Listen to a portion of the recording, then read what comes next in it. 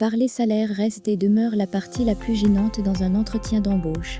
Et pourtant, c'est une étape essentielle lors d'un processus de recrutement.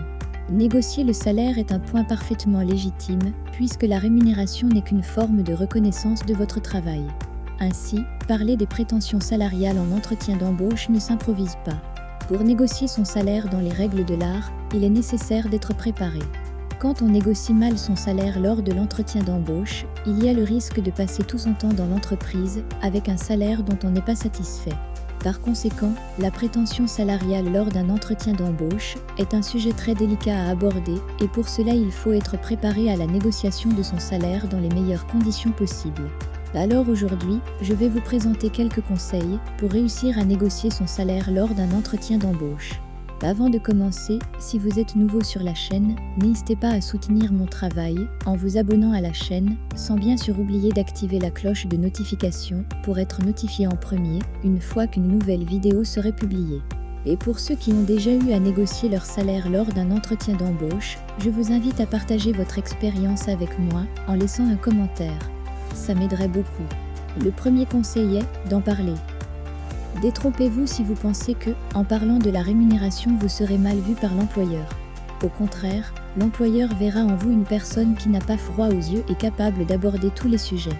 Faites attention, car ici, il ne s'agit pas seulement d'en parler, mais aussi de choisir le bon moment pour le faire. Commencer l'entretien d'embauche par une question sur le salaire serait très maladroit de la part du recrue. En début d'entretien, intéressez-vous plutôt beaucoup plus à l'entreprise en question. Même si l'entreprise a déjà préalablement établi une fourchette de rémunération, le recruteur peut vous poser, à la fin de l'entretien, une question ouverte. Quelles sont vos prétentions salariales? La négociation peut donc directement commencer. Deuxième conseil. Faites des recherches sur l'entreprise et la situation économique.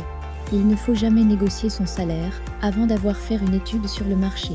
Pour bien négocier votre salaire, vous allez d'abord devoir faire quelques recherches. Apprenez-en donc le plus possible sur la situation financière de l'entreprise. Vous pouvez vous renseigner sur à peu près comment les autres entreprises du même secteur d'activité rémunèrent leurs employés pour un poste similaire au vôtre, afin d'avoir une approximation de fourchette de salaire. Troisième conseil. Déterminer une fourchette de salaire. En entretien d'embauche, on ne donne jamais un chiffre exact pour son salaire.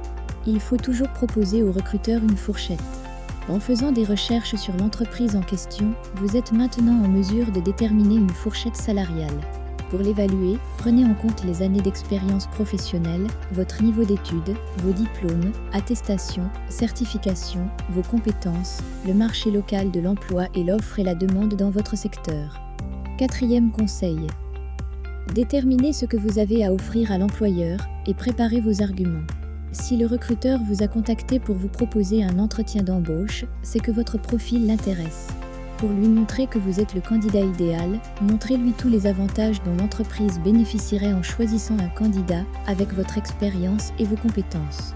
Cela vous ferait gagner des points aux yeux du recruteur et pourrait justifier votre demande salariale. Gare à l'improvisation, préparez bien vos arguments à l'avance et n'hésitez pas à faire référence à des réalisations précises qui prouvent votre performance et votre valeur. Cela vous aidera à justifier par la suite vos prétentions salariales. Le cinquième conseil. Restez ouvert au dialogue. Il n'y a pas de mal à chercher la reconnaissance de son travail, mais ne soyez pas pour autant fermé à la discussion. Au contraire, entendez les arguments du recruteur et présentez vos arguments à votre tour sans surjouer. En plus de la preuve de votre grain d'audace, vous apportez la preuve de votre maturité à aborder des sujets importants. Et enfin, le sixième conseil que j'ai à vous donner est de penser aux autres avantages. Le salaire ne fait pas tout.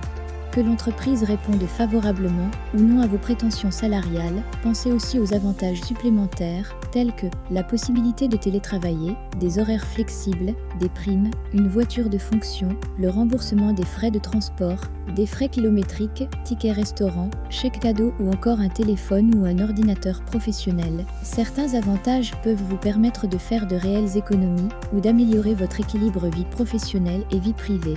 Ne vous privez pas de les aborder lors de l'entretien d'embauche. Et voilà, vous avez désormais toutes les cartes en main pour bien négocier votre salaire.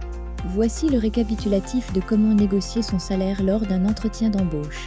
Numéro 1. Choisir le bon moment pour en parler avec le recruteur. Conseil numéro 2, faites des recherches sur l'entreprise et la situation économique. Conseil numéro 3, déterminez une fourchette de salaire. Conseil numéro 4, déterminez ce que vous avez à offrir à l'employeur et préparez vos arguments. Conseil numéro 5, restez professionnel et ouvert au dialogue. Et conseil numéro 6, pensez aux autres avantages. C'est la fin de la vidéo, je vous remercie de l'avoir suivi jusqu'à la fin, abonnez-vous toutes de suite à ma chaîne pour ne pas rater mes prochaines vidéos, et n'oubliez pas de me dire en commentaire, pour ceux qui ont déjà fait face à ce problème, quelles étaient vos difficultés. Je vous dis à bientôt pour une nouvelle vidéo.